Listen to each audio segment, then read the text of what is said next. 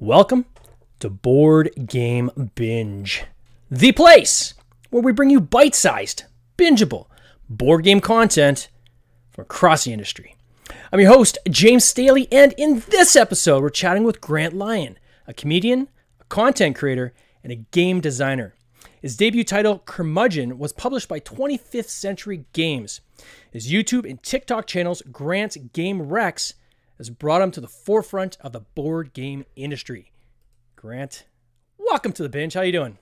Good. Thanks for having me. I appreciate you asking me on. Oh my God, I am so happy that you agreed to come on, quite frankly. You're kind of a big deal, man. Well, don't tell my mom that because she doesn't believe it.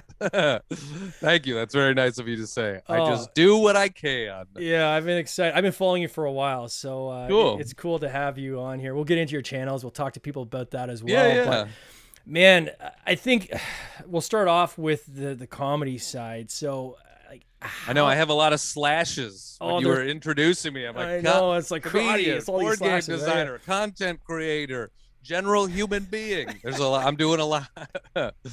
So how did you get into comedy? Where'd that all start? You've been doing this for years. Because if you look at your YouTube channel, man, like there's the picture doesn't match the Tinder profile now, right?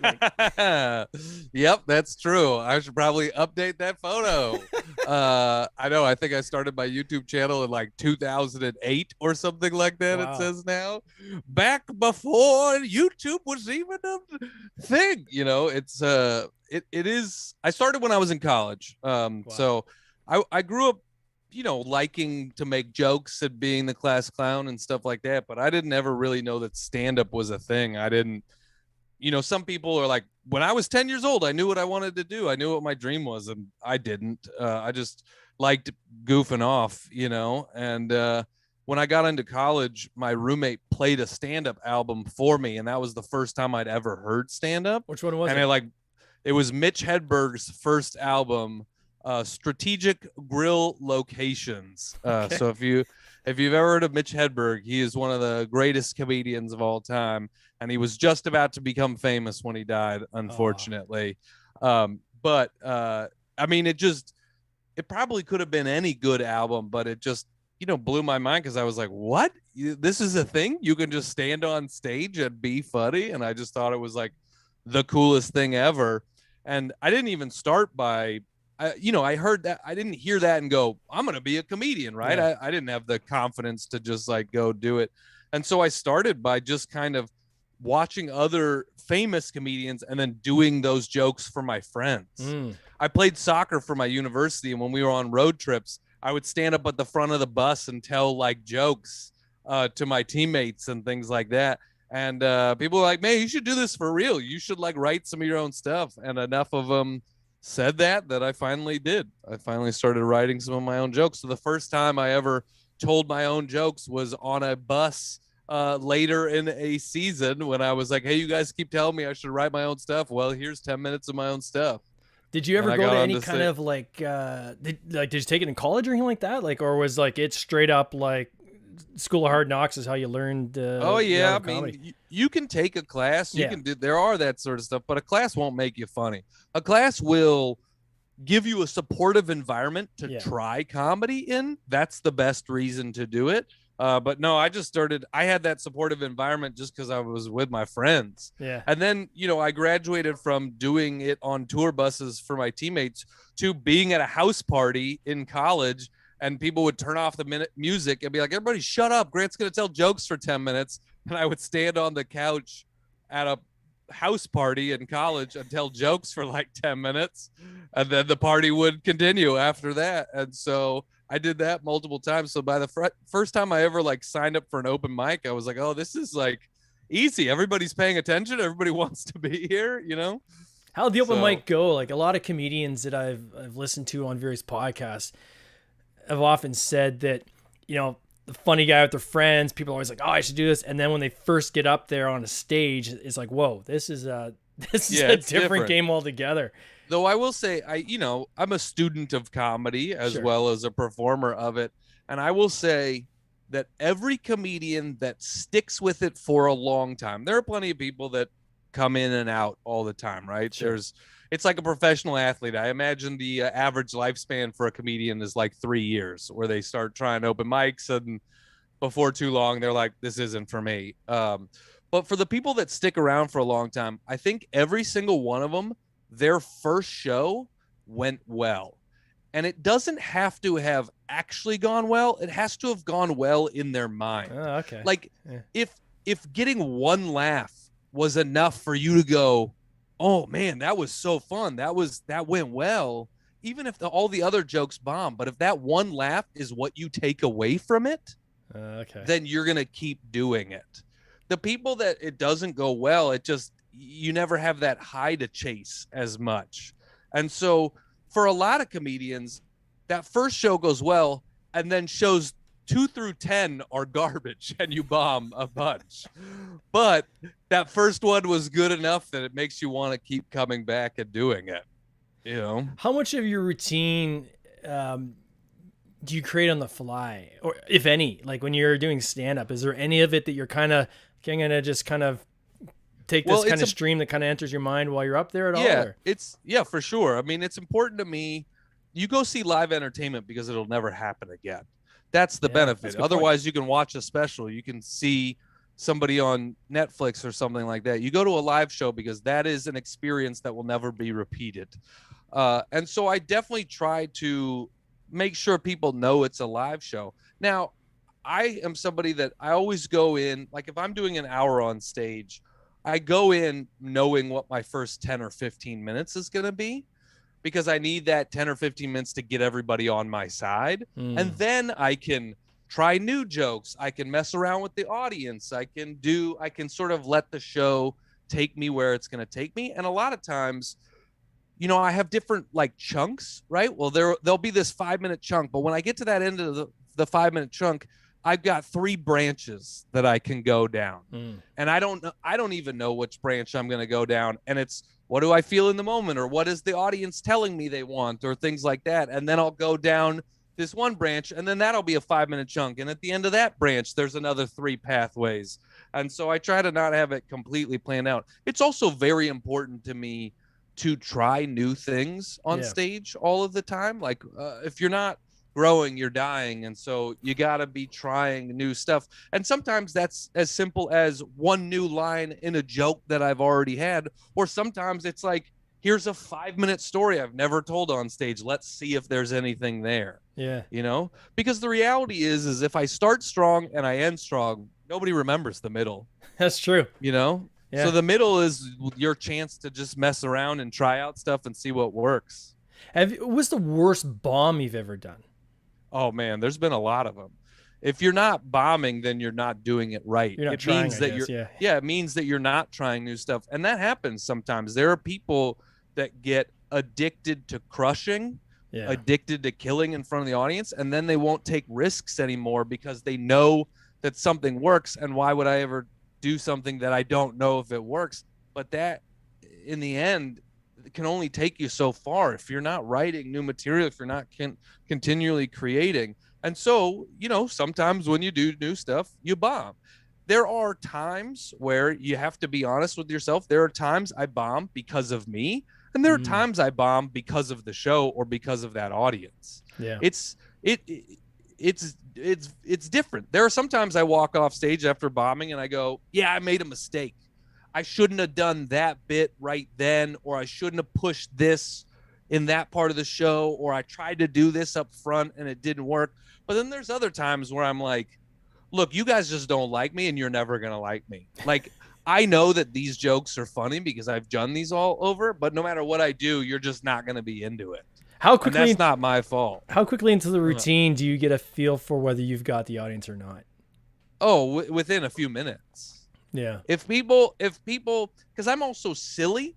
And so if I go up on the stage and I'm silly out of the gate and everybody doesn't give me any energy back, I'm like, oh, well, you guys are going to not like this then. Yeah. If you're not willing to be silly with me, you're not going to enjoy this. And in those cases, you just grind through and you're like, well, yeah, sometimes it's just a job.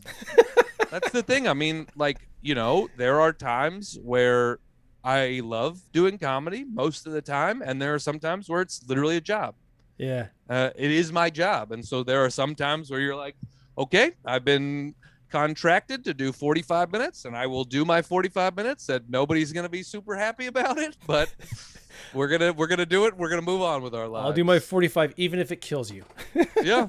I mean, I've had shows on stage where it's gone so badly, I've like counted out the minutes, like, okay, we've got 7 minutes left. All right, everybody. And just trying to make that a joke and stuff like that.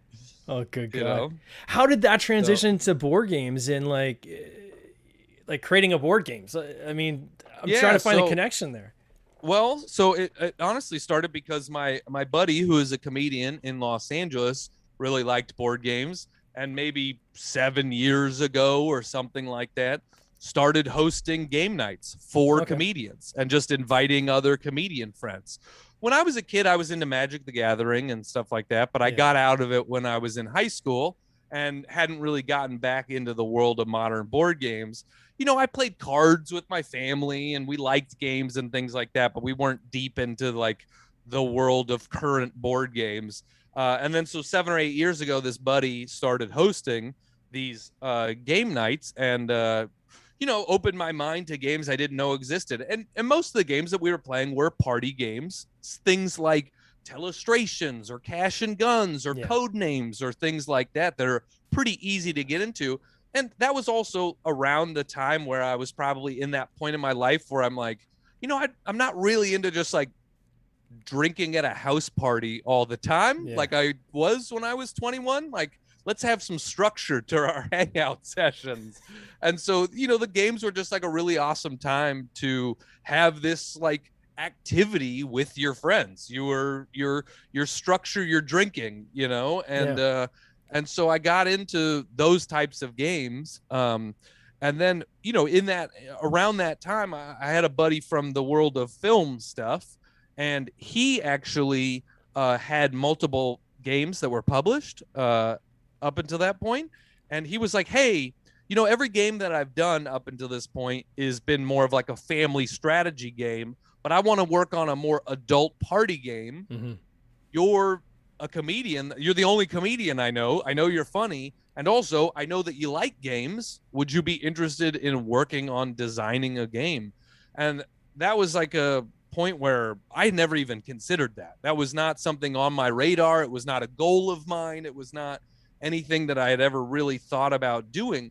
But I had gotten one piece of advice at some point in my career that has always stuck with me. And somebody, I can't even remember who said this to me, but they said, the hardest thing for people to do in the entertainment business is to walk through the doors that open to them when they aren't the doors they expected to open. And for me, it's like, okay, this guy knew about the world of board games. This guy knew about getting a board game published. I like games. I would have no idea where to start, right? If I was like, I want to make a board game, I wouldn't know how to go about doing that, but he knew the world a lot more than I did. So I was like, sure. Yeah. I like games. I like doing creative things that aren't just writing jokes. I've never been somebody in my life that can just do one thing, right? I've always kind of enjoyed wearing different hats and trying different things because, you know, it all sort of goes as a notch on the same tool belt where you're just using your creative skills in different avenues and in different ways. And I like that challenge. And so I was like, yeah, sure. Let's start working on it. And so we did. We started working on a game, and it was a much longer process than I, realized it was going to be and stuff. But it got me into the world of modern board games more. So I appreciate it. That was released in, I think, 2020. Right at the end of 2020, like December 2020. Okay, 25th Century Games, Chad Elkins took that. How did that all? Did it go on? I was trying to find a Kickstarter. I couldn't actually. Was it actually on Kickstarter? So he went straight to retail. Never did Kickstarter. Straight to retail. You know, a lot of party games don't do quite as well on Kickstarter. It's just maybe not the audience for it as much. People on Kickstarter want, you know, upgrades and minis and things like that, where it's hard to put a mini in a party game. And so, we spent maybe about 6 months just designing it, the two of us. Then we started play testing it a bunch.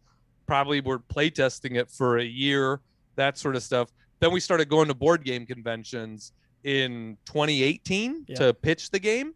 And I remember my buddy being like, hey, we should go to this convention. And I was like, what? That's a thing? And he was like, yeah, they're like pretty big deals. And I was like, no, come on, shut up. That can't be a thing. And he was like, no, it's a big thing. It's a big deal. And I was like, all right, I guess I'll go. And the first one we went to was New York Toy Fair, which is huge if you've ever been to it. And so I was like, oh my God, I had no idea that this was a whole world. And then so, we went to Origins, we went to Gen Con, we went to multiple different places publishing it. And we even we started publishing it before we even really had like a prototype. Like if I had to go back and do it again, I would have a more finished prototype before I went to publishers and showed them this. But I didn't know. I didn't even, like when we went to Toy Fair, we didn't even try to set up meetings ahead of time. We just walked up to people and were like, hey, we got a game. Can we tell you about it? Which I also would not do again. I was like, people are fairly receptive if you email them and try to set up a time to do a little quick pitch meeting. So I definitely learned by making some mistakes. And then Chad ended up picking it up because we pitched it to him at Origins in 2019. So we had pitched it a year and we had some interest, but nobody signed it or anything like that. And then the next year we were like, okay, let's go back and do another round of pitching this to some people. And we pitched it to Chad at Origins, which happens in June for anybody that doesn't know. And he liked it and asked for a prototype. And we've given out some prototypes to different publishers in the past, but it hadn't gone anywhere. And, Chad played it a couple of times on his own and was like, yeah, it's fun, but I don't know. And then we saw him just at a bar at Gen Con, and he was like, hey, do you have that game with you right now? And we were like, oh, yeah, it's in our backpack. And he was like, let's play it right now. Because I think he had kind of sat down with it, but hadn't given it like full plays or anything like that. And so he had some friends with him that were voices in the industry that he trusted and stuff. So we all sat down, and that game is kind of made to be played at a bar at 11 p.m. It's meant to be loud, right? It's so loud, it's raucous, it's insults, it's laughter, it's it's inappropriateness, all of that sort of stuff. And so playing it with him at a bar at 11 p.m. and everybody had a great time. And after that, he was like, yeah, I want to publish this game. And we were like, awesome. Yeah. Oh my God. Let's do it. And then Curmudgeon. So who came up with the name Curmudgeon? Was that there from the beginning? That was our name. That was our name from the very, from like our first meeting of me and Adam, the guy I co-designed it with. Yeah. There is almost nothing in the game that is the same from our first meeting except for the title. We just like the word curmudgeon, and the idea, we knew we wanted it to be kind of a roast joke insult game. Yeah. So that core of an idea and the name curmudgeon remains from the very first meeting, but how you play it completely changed. And I remember, like, I didn't know how often, how much you need to play test things to figure stuff out sometimes, right? I mean, there are, as with anything, there is an idea that the first time you put it on the table, it works, and you're like, oh my God, I have a finished game already. But that is the exception. That is not the rule. Most people are going to have to go through some painstaking process to figure out what works and doesn't work. And I remember after we'd been talking about it for a while and designing this game, after the first playtest, I like almost cried. I was like, this is garbage. This is bad. I can't believe we just wasted 6 months on this stuff. And I was like ready to give up right then. And he, thankfully had done the process a little bit more than I had. And so he was like, no, it's okay. We found out a bunch of stuff that didn't work.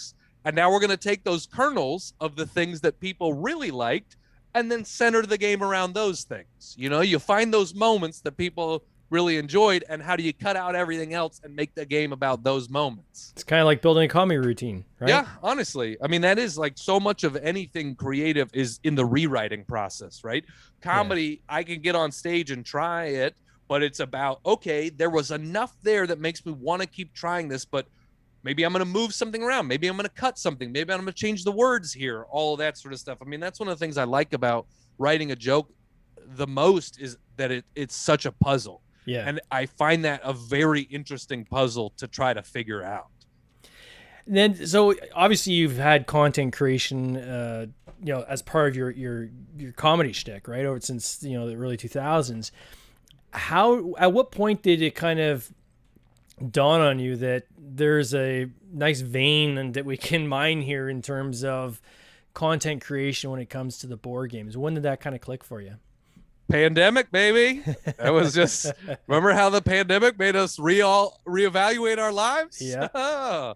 So I wasn't doing anything. I wasn't making any, I've been designing this game and playing games, but I hadn't done anything in the board game content creation space at all.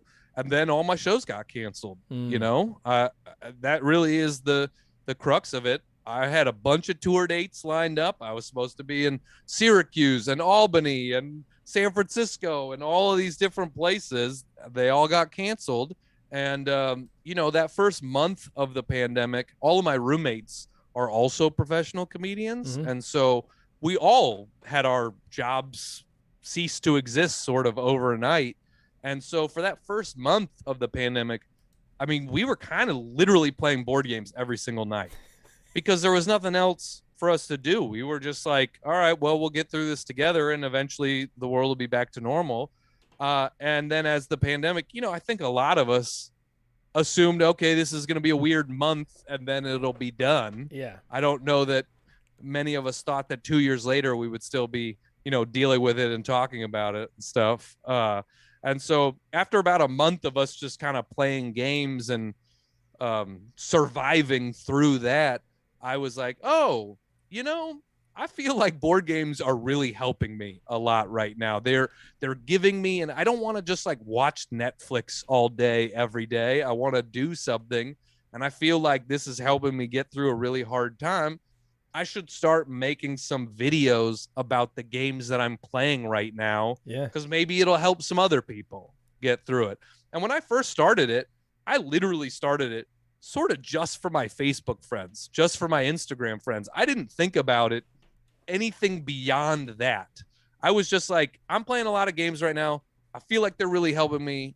I want to help other people find some games that maybe they can play with their family or whoever they're in their bubble with right now.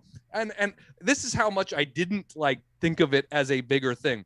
I owned microphones and lights and things like that from all of my other stuff. I used none of it. I literally didn't. Like, I could have had decent production value from the beginning. And I was like, no, I'm just going to like sit at my dining room table and tell people about the games that I'm playing. Yeah, literally. I was just like, I didn't set up any lights. I didn't use any of my microphone stuff. I just sat down and was like, hey, this is Deep Sea Adventure. I've been really enjoying this game right now. This is why I've been enjoying it. Maybe you'll like it too. And that's all I thought about it. And I was kind of like, I'll do this for 2 or 3 months. And then the world will be back to normal and I'll get all my tour dates back. And then I won't do this anymore. I didn't feel like this would be like a long-term thing for me when I first started doing it. And then obviously the pandemic kept dragging out and I kept playing games more and more and kept making videos, and the videos were doing well. And I felt like I was bringing a perspective to the hobby that maybe hadn't been done as much before, right? Like my whole idea was just kind of who I am, which is I want to give real information in a silly way. Yeah. I want to say something real, but do it in a dumb, goofy way. And I think that's what my stand-up is, and that's what my board game stuff is too. That's just kind of my voice. So for the first while, I didn't even put my videos on YouTube I didn't put them on anything. I literally put them on like my Facebook or my Instagram stories, that sort of stuff, and that was it. Oh, well, you've got quite the following now on TikTok, right? You're at 150,000 followers. Yeah, it's not a small number. Yeah. Thank you. Well, and part of that was then I was like, okay, after like 3 months of just putting them on my Facebook, I was like, all right, maybe I should put these on YouTube. And then I started putting them on there. And then after about a year of doing that, I was like, I think I like doing the stuff on YouTube, but I also feel like my voice maybe would work better in a short form platform like a TikTok. So let me start doing that. So I started my TikTok only about a year ago, just because I was like, maybe this will be a good place for my style. And then it kind of really exploded on there. Just see what happens, and boom. Yeah. That's crazy. Exactly. And then the whole look, because you've changed your look, right? So you've got but it's a unique look, which is good because you stand out like really quick. Somebody sees you right away, it's like, oh, that's Grant Lyon, right? Yeah. Did you with the two sides, so the stand-up comedy versus kind of board game content creation, have those worlds kind of merged now where it's kind of one identity across both? And is this kind of for sure. Yeah. Yeah. So, I mean, the facial hair, the only reason I grew it was because honestly, where I normally I'm going on a lot of auditions and I had to look like my photos. Yeah. So I could never grow facial hair because then if I go into an audition and they go, wow, this is not what you look like in your photo, that we wanted that guy. Why is this guy here? And nobody has any imagination to be like, we can imagine what you look like without a mustache. Yeah. And so I grew this huge beard just because I was like, screw it, this is the time I can do it. And then I got tired of the beard, so I shaved it into the mustache. And then it kind of, people really liked it online and stuff like that. So I was like, oh, all right, this is kind of fun. This is different for me. I liked it enough that I paid to get new photos. This mustache cost me $450 because I had to pay to get new headshots and stuff. They're like good that. headshots, though. I got the two of them, right? They're on our thumbnail. Yes. But that's what I mean. Is like I had to this mustache. This wasn't a free mustache, right? I had to pay to keep this mustache. Yeah. So how's that going to kind of evolve now? So on the content side, obviously you've struck on something that's really working and working well. Are you going to keep expanding that? And is the goal? I mean, you're at the point right now of monetization, obviously, right? So yeah. And you had asked about sort of, are these worlds separate? Are these worlds the same? And in fact, I've actually written a whole hour of stand-up all about board games. So I've started taking that around different conventions. I did it at Origins. I did it at RageCon a couple of weeks ago. So I have a board game comedy hour. And so for me, I was like, well, this is a fun way to sort of marry my two loves, right? Is be doing stand-up, but be doing it about a very specific topic. So yeah, I do want to sort of keep the worlds intertwined for me because they are just two things I really love in general. Did you have to change your comedy style at all when you came in? So it's basically it's just kind of or like how did that evolve? Yeah, I mean, I will say, with my my board game stand-up show, it's definitely cleaner than my normal show. So I'm never like a super dirty comedian. It's just not who I've ever really been. But I also don't, I've never made it a point to like not swear or not talk about sex or something like that on stage. Well, with the board game hour, one of the best things about board games is that they can bring everybody together. And so I wanted that show to also be for everybody. So it's like a PG show, So in terms of that, I suppose that's a little bit different, but the way I write jokes and who I am on stage, that's all I know how to be now. Yeah. So I've been doing it so long. So it's the same stuff. It's just about a different topic, I mean, really, it's the board game comedy hour is my stand-up, but just about a very specific subject. Is there plans to do like another game? Like, so now you've got content, so you're a comedian, you've got also now this other stream, which is content creation, which again, congrats on that. It's awesome. And Thank you. I'm a follower and I love your content. It's just great. I appreciate it. I enjoy making it. Yeah. So, and then the third kind of thing there that you start off with, the guy you kind of into was the game design. Is that going to continue, or what's next for you? You going to create another game, or? Indeed, I am. I actually have one signed. Nice. That will probably be coming out in 2023. It is everything I do is kind of party game. That's just how my brain works. Yeah, sure, I'm not, a lot of these like really prolific game designers are all math guys, right? There seems to be something about having a math background works well for game design, but most of those games are very, strategic games. Yeah. Well, I got a party background. All right. So I'm making party games. That's how my brain works. I know how to make fun stuff, silly stuff. And so I have a game coming out with Deepwater Games, who made Monstrosity, and they've got a bunch of other real fun games. And it's called, we'll see if the title changes. I think the title is going to stay the same. It's called Drawkward, like awkward drawing. And it's just a silly drawing, fun party game. I like games that allow you to be creative and bring your own sense of humor into it. So I want party games that are a little bit more open-ended. So the way Drawkword works is you take a noun and an adjective, and you have to draw that, embarrassed surfer, creepy librarian, that sort of stuff. But it doesn't matter how good you are at drawing, because then your drawings get passed and a question card comes up. What was this person's nickname in high school? What was this person's New Year's resolution? And so it's all about answering questions based on the character that you have. That sounds like a blast. And then how many people can play that game? I guess unlimited, is it? Or like we have it as 8 right now, just because of components. Sure. I suppose if you added in components from other games, you really could play it with more than that. But definitely a classic party game.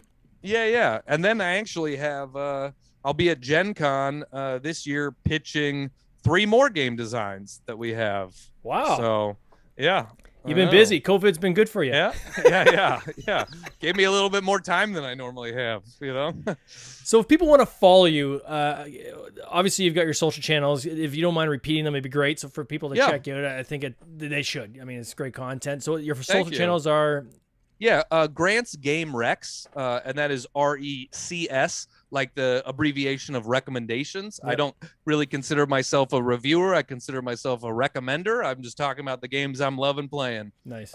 So on TikTok and Instagram, it's Grant's Game Recs. If you want to find my YouTube channel or my website, it's just Grant Lyon, Lyon, my full name. So you can go to youtube.com/Grant Lyon or GrantLyon.com. And if you want more of my comedy stuff, listen to my comedy album, Scheduled Fun Time. Hit #1 on the comedy charts in 2020. Oh, my gosh. So, yeah. Well, congratulations, Grant. Thanks again so much for coming on the podcast. This has been a blast. And maybe we can get you back to talk about these new games when they launch. Yeah, happy to do so. Thanks for having me. Take care. Cheers. Bye.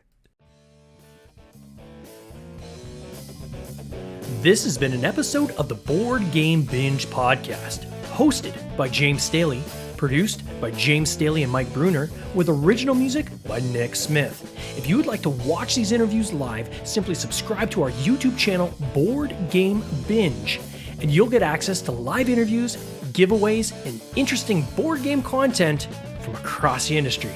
I can't wait for you to join us. See you next time.